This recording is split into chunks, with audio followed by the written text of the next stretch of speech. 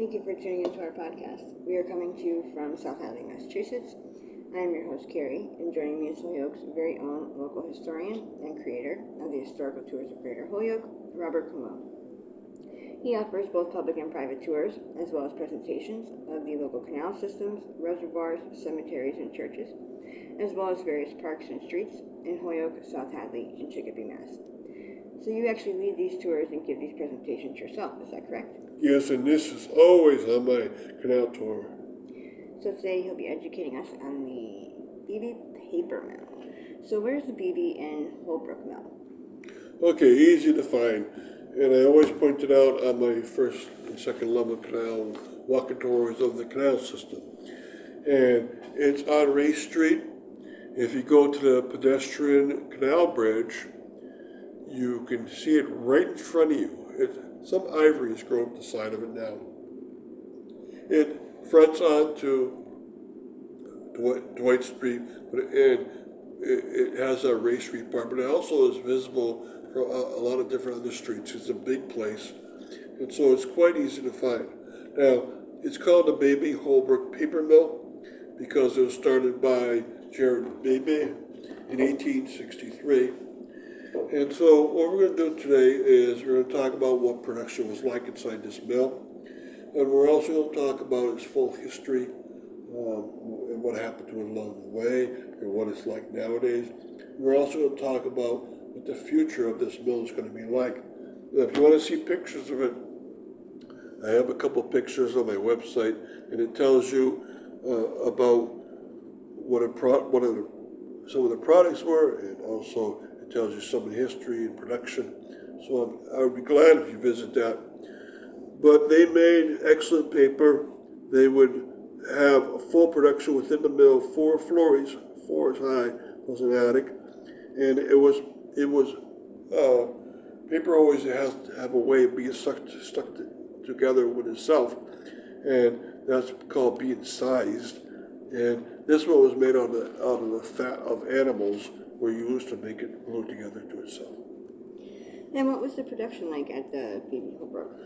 Okay, now it's a paper mill. So think about what most of the paper mills in Holyoke were like.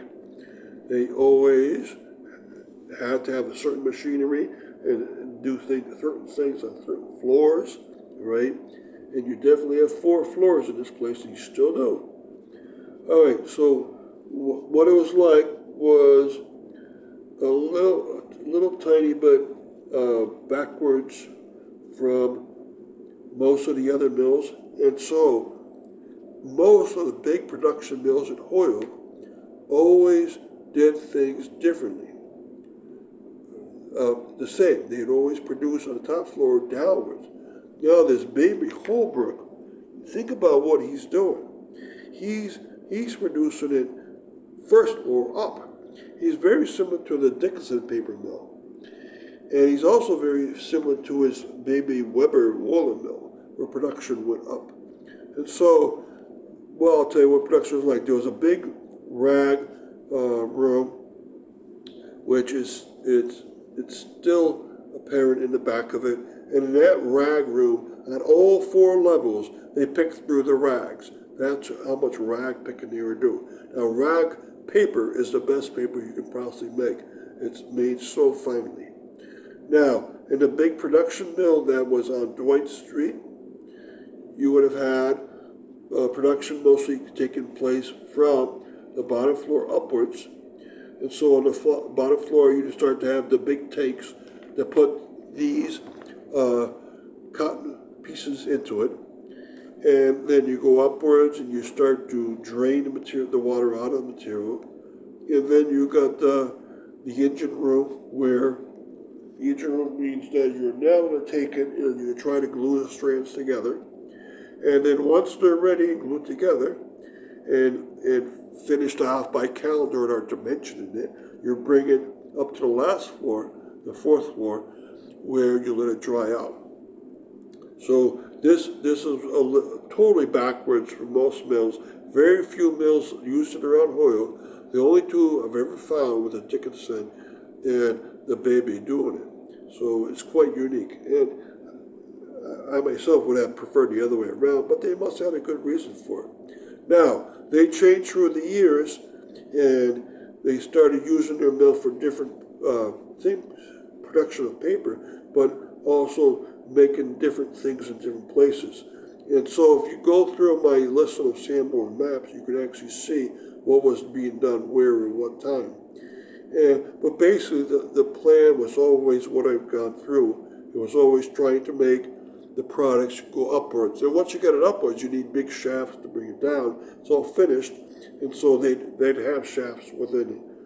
In the engine room, remember, it's between the first and second level canal, and so they had a big engine room, and that would have belts and so forth going throughout the whole mill. And quickly, before we continue with the rest of our interview, just to fill our listeners in, if you want to find out more information or sign up for any of his various tours, you can check out his website at holyokecanaltour.org, and there he has both videos of the various stops along each tour and also past and present photos of the historical sites throughout as well.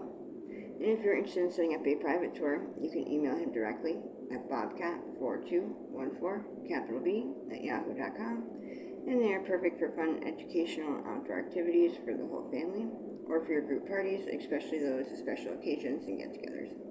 And they are also good just for getting outdoors for the day. So getting back to our interview, tell us about the full history of this mill. Okay, so the mill was started in 1863 by Jared Beebe.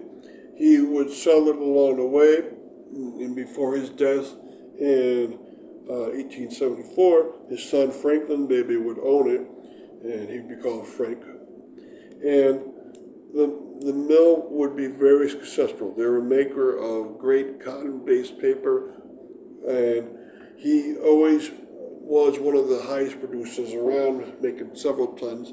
And the spike that he used to bring his finished product into the railroad lines is still there, and it's used as a pedestrian bridge for the canal walk. So it's still there. Now, through the years, it ended up being sold by about 1940, and the buyer was the Holyoke Water Power Company. That was the private company that owned the canal system and generated the water for the mills. They bought it out in order to use it as a storage center. They, like all companies, need to store materials, including valves, bricks for the walls, studs for the walls, masonry equipment, and they did so in this building. And so from 1940s into the 1960s, it was used just for that. Now, since then, in the last 10 years, about 20 to up to 10 years ago, was used as an art studio for local artists to show off their artwork. But about 8 years ago, and this is the year 2023, it was turned into a marijuana outlets. So they don't grow the marijuana there, they sell it there. And there's a company that sells out of there with a big parking lot. And I think they're the first distribution center in Holyoke. So that's what's happening there now. And so what will his future be like?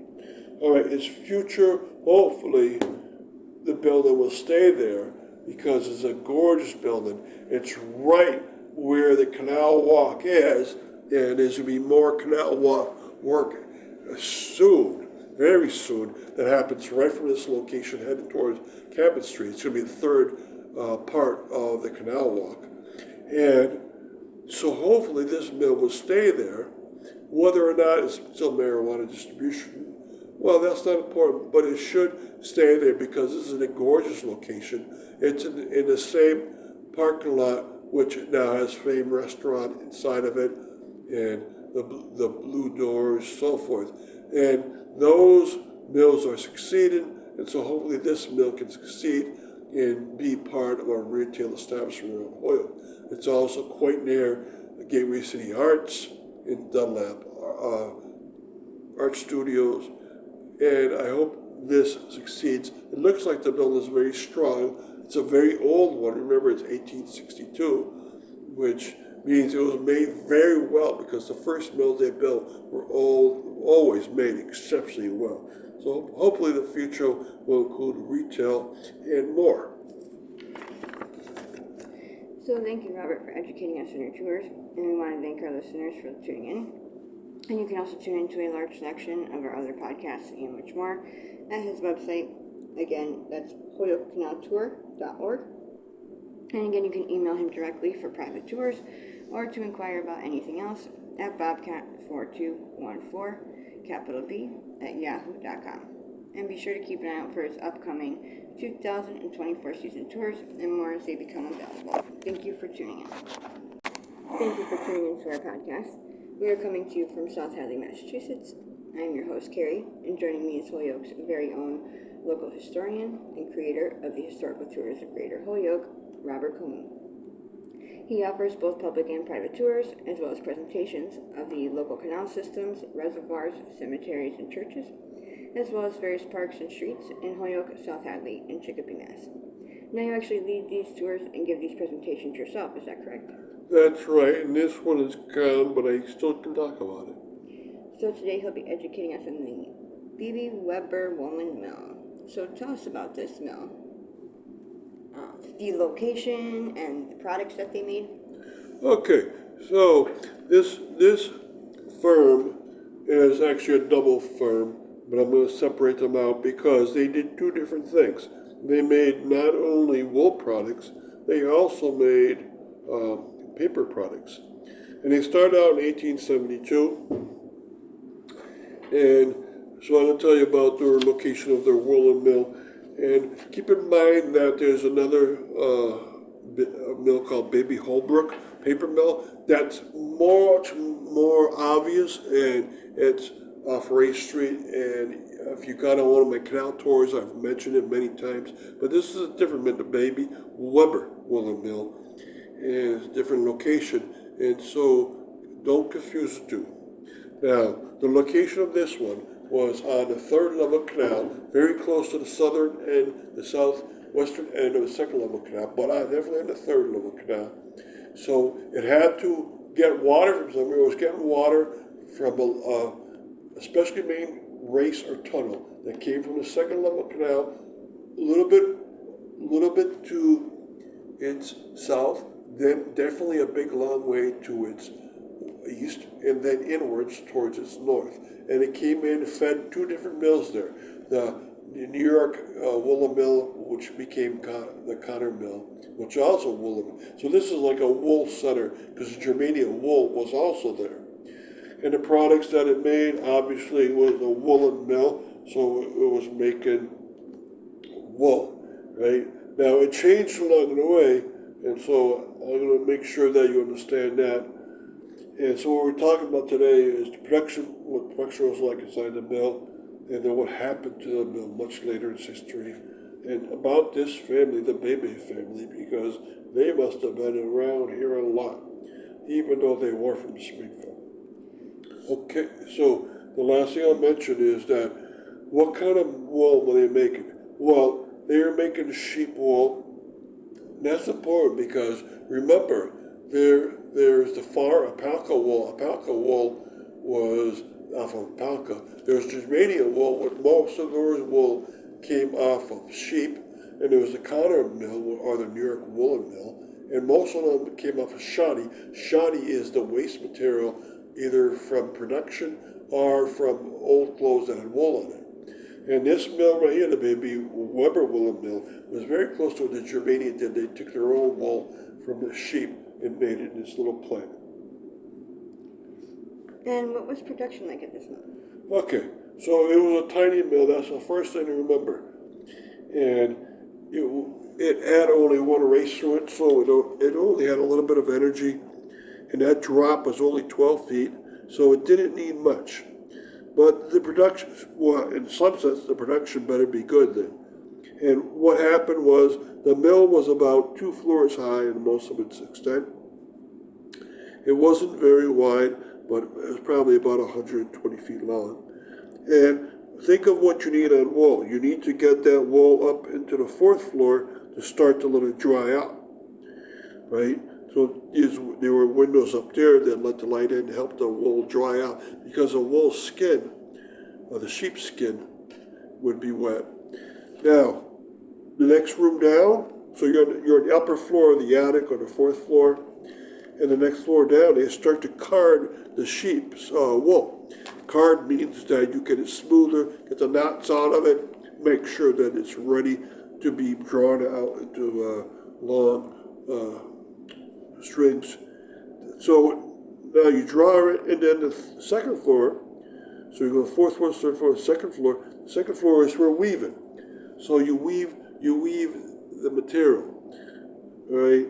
And with wool, you want to have it in long spindles, ready to be woven into cloths, and so they're all on spindles. And then on the first floor, this is where you make the products, right? So you'd have equivalent of seamstresses, except they're not working with cotton; they're working with wool. Now, that happened very much on the west side of the mill. The east side of the mill, which touched Main Street, that's where the dye was put onto the wool. And you remember, you have to dye a lot of material, so you're going to have a lot of storage around the area. So it was a tiny mill, but it did a lot. A lot was happening, and there was plenty of competition, not only nationally, but right within 100 feet of them. So they had all these other mill factories. And quickly, before we continue with the rest of our interview, just to fill our listeners in, if you want to find out more information or sign up for any of his various tours, you can check out his website at holyokecanaltour.org.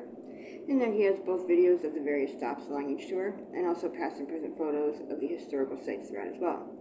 And if you're interested in setting up a private tour, you can email him directly at bobcat4214, capital B, at yahoo.com. And they are perfect for fun educational outdoor activities for the whole family, or for your group parties, especially those special occasions and get-togethers.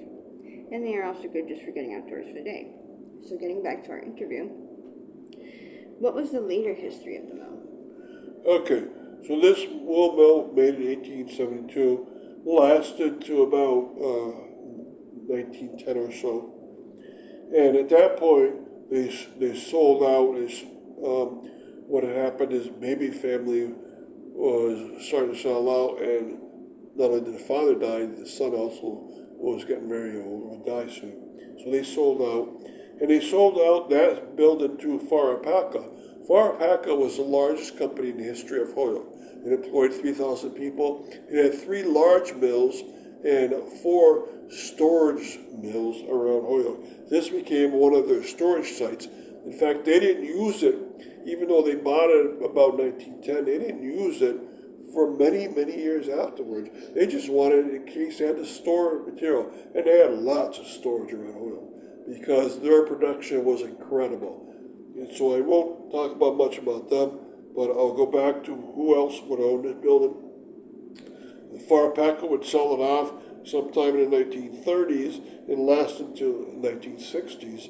It was owned. It was used by a couple of other companies. One company was Sheldon's Transfer and Staging Company, and the other one was Holyoke Wire Cloth Company. And these companies would stay there for a long time, but a portion of this building, maybe a third of this building, was vacant for all those decades. And I think Farapaka just wanted it for storage. Now, Sheldon's Transfer and Staging tells you what it does. It helps companies transfer the material. Staging means that they can hold it for a while until it's ready to be transferred somewhere else in the country. And in the Holyoke Wire Cloth Company, you have to think of things that are made out of wire, such as, think about braided wire.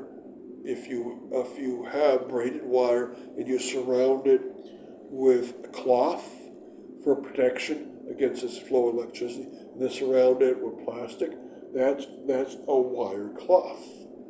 And so they had a lot of that going. And who are the Beebes? Okay, now this Beebe family started out with a person from Springfield by the name of Jared Beebe. And he owned the mill for a very, very, very long time. And towards the end of his life, he would sell it off to his son, and his son Franklin, who went by the name of Frank, would then own it. There was a person named Weber still around, and the other Beebe mill was the paper mill, which was on Ray Street. It's still there. It's a very obvious location. That was owned by Beebe Holbrook. Holbrook was the son-in-law of Beebe, so they kept it in the family both times. Now, towards the end of his life, Jared Beebe sold half his wool mill to his son and the other half to Weber. So his son had 1/4 interest in the whole mill. And Frank also took over the half of the paper mill when his father died. And from then until about the early 19 teens, he ran this. Now the Beebe family, mostly Frank, also opened up a hotel, restaurant, apartment complex, which is called the Maplewood Hotel. It still exists. It's very beautiful. It's on National Register of Historic Places. It's across from the Holyoke Public Library on the corner of Essex Street and Maple Street. And he used to live there when he was working in Holyoke. He had made houses in Springfield, but he wanted it for his upper managers and he wanted it for his friends. And they could come over and dine in the restaurant he had on the ground floor. And the upper floors, you'd have a hotel there, and if there was rooms, he'd have his friends stay there, and he would stay there. So it was a pretty cool arrangement he had going. So the family was, for 2 generations, very popular around Holyoke. Sadly, the Beebe Weber Woolen Mill is long gone, but the Maplewood is still there. So thank you, Robert, for educating us on your tours. And we want to thank our listeners for tuning in. And you can also tune into a large selection of our other podcasts and much more at his website. And again, that's holyokecanaltour.org. And again, you can email him directly for private tours or to inquire about anything else at bobcat4214, capital B, at yahoo.com. And be sure to keep an eye out for his upcoming 2024 season tours and more as they become available. Thank you for tuning in.